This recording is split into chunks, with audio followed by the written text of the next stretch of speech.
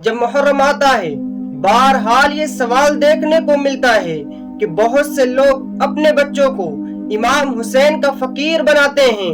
फकीर बनाने के बाद में उनको सब्ज कपड़ा पहनाते हैं और कपड़ा पहनाने के बाद में एक झंडा दे देते हैं और देने के बाद में उनसे ये काम करवाते हैं, उनसे भीख मंगवाते हैं। मेरे अजीज दोस्तों, मोहल्ले में जाते हैं और मोहल्ले में जाने के बाद में घर घर उनसे भीख मंगवाते हुए नजर आते हैं। क्या ये जायज है या नाजायज है, इसको हम अच्छे से जानते हैं, क्योंकि मेरे दोस्तों बहुत से लोग ऐसे होते हैं कि अपने बच्चों से ये काम करवाते हैं।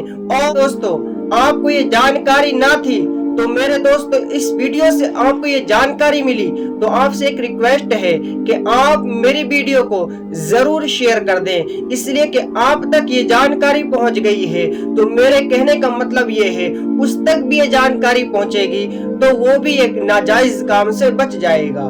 इस्लाम में भीख मांगने के लिए उस शख्स के लिए जायज है जो वाकई मोहताज होता है, उसके पास कोई कमाने का दूसरा रास्ता मौजूद ना हो और वो किसी भी हालत से रोजी नहीं कमा सकता है। ऐसी मजबूरी की हालत में भीख मांगना इजाजत है, लेकिन बिना जरूरत भीख मांगना हदीस पाक में आता है कि जो शख्स ऐसा करता है उसके लिए वईद है। हजरत अब्दुल्ला इब्न उमर रदियल्लाहु तआला अन्हु से रिवायत है, मेरे आका अलैहिस्सलातु वस्सलाम का इरशाद पाक है, जो शख्स इस हाल में भीख मांगता है या भीख मंगवाता है उसके पास माल मौजूद है तो वो कयामत के दिन इस हाल में उठाया जाएगा, उसके चेहरे पर गोश्त नहीं होगा। इस हदीस पाक से हमें ये बात मालूम हुई है और ये बात हमें समझ आई है, भीख मांगना जायज नहीं।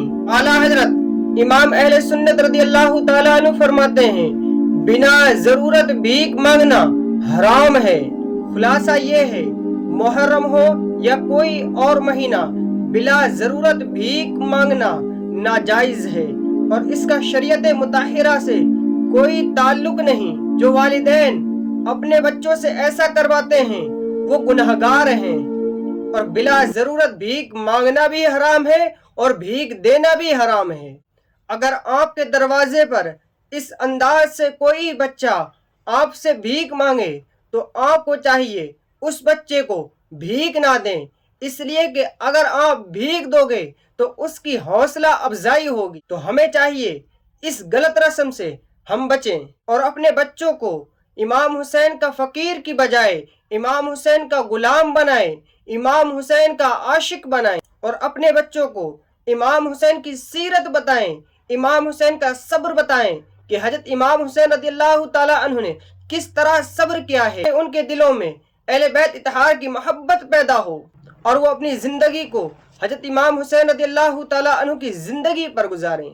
मेरे अजीज दोस्तों, हमें चाहिए इस गलत रस्म से बचें कि जब भी इमाम हुसैन का फकीर बनाने के बजाय इमाम हुसैन का गुलाम बनाए, इमाम हुसैन का आशिक बनाए।